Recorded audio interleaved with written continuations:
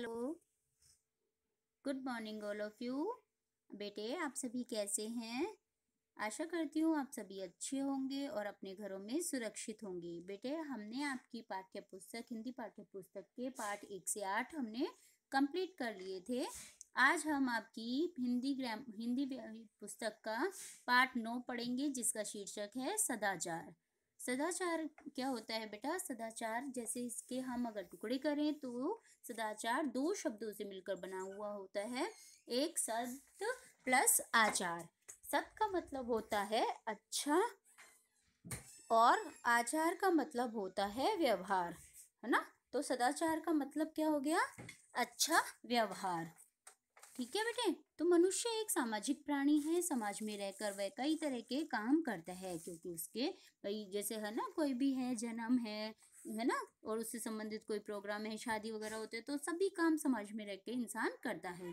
परंतु समाज के क्या होते हैं, कुछ नियम होते हैं। समाज में रह के उसे कुछ नियमों में वो बंधा हुआ होता है। समाज में जैसे नियम बनाए हुए होते हैं, उन्हीं के हिसाब से उसे कार्य करना पड़ता है। और नियम के अनुकूल किया गया कार्य क्या कहलाता है? सदाचार कहलाता है। जैसे गुरुजनों को आदर करना, पहले अभी आपको वो टीचर्स ने भी सिखा रखा है, और आपके माता पिता सभी ये बात सिखाते हैं कि हमें अपने से बड़ों का, गुरुजनों का क्या करना चाहिए? सम्मान करना चाहिए। सत्य बोलना चाहिए, हमेशा कभी झूठ नहीं बोलना चाहिए। एक दूसरे की, वृद्ध लोगों की, अपने से बड़ों की सेवा करनी चाहिए। सेवा से तात्पर्य मदद से भी है, हेल्प करने से है। किसी को कष्ट नहीं पहुंचाना चाहिए, दुख नहीं पहुंचाना चाहिए, और मधुर वचन बोलना चाहिए। विनम्र रहना, बड़ों का आदर करना आदि गुण सदाचार के अंतर्गत आते हैं। ये उत्तम चरित्र के गुण हैं। जिस व्यक्ति के व्यवहार में ये गुण होते हैं, वह सदाचारी कहलाता है। सदाचार दो शब्दों से मिलकर बना होता है, सत प्लस आचार। सत का अर्थ होता है अच्छा, और आचार का अर्थ क्या होता है? व्यवहार। इस तरह सदाचार का अर्थ क्या होगा? अच्छा व्यवहार। अच्छे व्यवहार से ही व्यक्ति सदाचारी होने की पहचान होती है। कोई बच्चा होता है या व्यक्ति होता है, वो अपना उसका व्यवहार अच्छा होता है, वह प्यार से सबसे बोलता है, दूसरों की मदद करता है, तो हम क्या बोलते हैं कि ये अच्छा बच्चा है या अच्छा नागरिक है। और वहीं दूसरी तरफ कोई बच्चा दूसरों से झगड़ा करता है, लड़ाई झगड़ा करता है, दूसरे को परेशान करने से संबंधित कार्य करता है, तो हम उसे दुराचारी व्यक्ति कहते हैं। सदाचारी बनने के लिए क्या जरूरी है? ईमानदार होना आवश्यक है, कि वो कोई भी कार्य ईमानदारी पूर्वक करे। जो व्यक्ति अपने प्रति ईमानदार होता है, वह सबके प्रति ईमानदारी बरतता है। चाहे सेवा की बात हो या कर्तव्य की बात हो, धन की बात हो या कमाई की बात हो, लेने की बात हो या देने की, किसी भी से संबंधित भी बात हो, चाहे किसी को कुछ देना हो, किसी को कोई पेंसिल मिल गई है तो वो उसको वापस रिटर्न करेगा, ये नहीं कि उसकी उठा के अपने पास रख लेगा। तो ये क्या कहलाती है? ईमानदारी कहलाती है। सब में उसका व्यवहार ईमानदारी पूर्ण रहता है। कोई भी काम हो, समाज में कुछ भी कार्य हो, वो अपनी ईमानदारी नहीं छोड़ता। ईमानदार व्यक्ति गरीब होते हुए भी धनी होता है। क्यों? क्योंकि वो ईमानदार है और उसमें ईमानदारी भरे हुए गुण हैं। गुणों के कारण वो बहुत अमीर कहलाता है, क्योंकि ईमानदारी के कार्यों से उसे सम्मान और आनंद मिलता है। अंदर से सुकून मिलता है कि अच्छा है, मैंने किसी की, दूसरे की वस्तु नहीं ली और उसे वापस रिटर्न कर दी। बेईमान व्यक्ति धनी तो हो सकता है, क्योंकि वो बेईमानी से धन इकट्ठा कर सकता है, परंतु उसे कोई भी सम्मान नहीं देगा और उसे सुख और आनंद की प्राप्ति नहीं होगी। वो आनंद और सम्मान सुख प्राप्त नहीं कर सकता। तो जो व्यक्ति सदाचारी होता है, वह अनुशासित और संयमी भी होता है। उसमें संयम की भावना, पेशेंस। संयम क्या होता है बेटा? पेशेंस रखता है वो अपने आप में, है ना। और अनुशासन की भावना होती है, वो किसी को भी बिना वजह परेशान नहीं करता है। इन गुणों को उसके बोलचाल, कार्य, व्यवहार, खान पान और रहन सहन आदि से देखा जाता है, कि जब उसके बोलने के हैं तो दूसरों को नमस्ते करना, है ना। तो ये सब बातें उसके काम, जो व्यवहार होता है, काम में बड़ों का कहना मानना, ये सारे गुण उसमें होते हैं। तो उसके खाने पीने से, रहने से, इनसे उसके गुण पता चल जाते हैं। वह स्वयं अनुशासित रहकर अच्छे व्यवहार का परिचय देता है। खुद को अनुशासित रख के वो अच्छा परिचय का व्यवहार देता है। सत्य बोलना एक प्रकार की क्या है? अखंड तपस्या है, क्योंकि जो व्यक्ति झूठ बोलना अच्छा नहीं लगता, अच्छा नहीं माना जाता, क्योंकि झूठ बोलना बहुत गंदी बात मानी जाती है। जो व्यक्ति हृदय से सत्य बोलने का प्रण लेता है, मतलब हृदय मतलब हार्ट से, दिल में एक पक्का डर निश्चय कर ले कि मुझे कभी भी झूठ नहीं बोलना, तो वह सदाचारी होता है। ऐसा व्यक्ति मरते दम तक सत्य बोलने का पालन करता है। वो कभी भी अपनी झूठ बोलने की प्रतिज्ञा को दूर नहीं करता और सदा सत्य बोलता है। सदाचारी व्यक्ति जहाँ भी जाता है प्रसन्न रहता है और अपने संपर्क में आने वालों को भी प्रसन्नता देता है। वो हमेशा खुद भी खुश रहता है और उसके संपर्क में जो भी व्यक्ति आते हैं हंसते रहता है, दूसरों को भी हंसाता है और खुद भी हंसता है। उसके सद्गुण मतलब अच्छे गुणों और अच्छे व्यवहार का भंडार होता है। उसमें अच्छे अच्छे गुणों का और व्यवहार का भंडार होता है। और अपन अगर किसी अच्छे व्यक्ति के पास में रहते हैं तो हम क्या करते हैं, उससे अच्छा ही सीखते हैं। और किसी बुरे व्यक्ति की संगत में रहेंगे तो उससे हम क्या करेंगे, बुरा ही सीखेंगे। तो हमें हमेशा अच्छे लोगों की संगति में ही रहना चाहिए।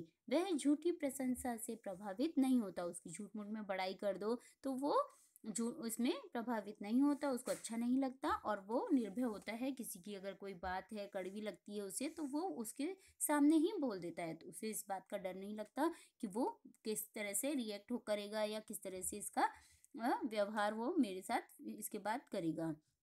विपत्ति तथा प्रतिकूल परिस्थितियां, कोई भी प्रॉब्लम आ जाए, विपत्ति क्या कठिनाई आ जाए, और प्रतिकूल परिस्थिति विषम परिस्थिति है ना, दुख के क्षण या कोई भी जिसमें कठिनाई वाली सिचुएशन जिसमें वो फंस जाए, तो ऐसे में प्राय सभी के जीवन में आती है। ये सिचुएशन सभी के जीवन में आती है कि हम कभी किसी मुसीबत में फंस जाते हैं, कोई कठिनाई हमारे सामने अचानक आ जाती है। किंतु सदाचारी व्यक्ति इनसे कभी विचलित नहीं होता। वो हमेशा अपने धैर्य से, अपने पेशेंस से, ऐसी व्यक्ति जीवन में बड़ी से बड़ी विपदा आ जाए तो भी उनसे मुकाबला करने की क्षमता रखता है। वो बड़ी से बड़ी प्रॉब्लम आ जाए तो भी अपने दृढ़ संकल्प से, अपने व्यवहार से उसे पूरा करने की कोशिश करता है। उसमें असीम धैर्य होता है। असीम मतलब जिसकी कोई सीमा ना हो। धैर्य मतलब पेशेंस, तो जिसमें बहुत ज्यादा पेशेंस होता है एवं सहन शक्ति जैसे महान गुण भी होते हैं। परोपकार करना उसका स्वभाव होता है। परोपकार मतलब दूसरों पर उपकार करना, दूसरों की भलाई के लिए कार्य करना उसके स्वभाव में होता है। वह अपने कार्यों से सदा दूसरों का भला करता है। लोग उस पर विश्वास करते हैं। सभा हो या समुदाय, सदाचार से युक्त व्यक्ति सर्वत्र पूजा जाता है। सर्वत्र मतलब चारों तरफ पूजा जाता है। सर्वत्र उसकी बड़ाई होती है, सभी लोग उसके बारे में प्रशंसा करते हैं।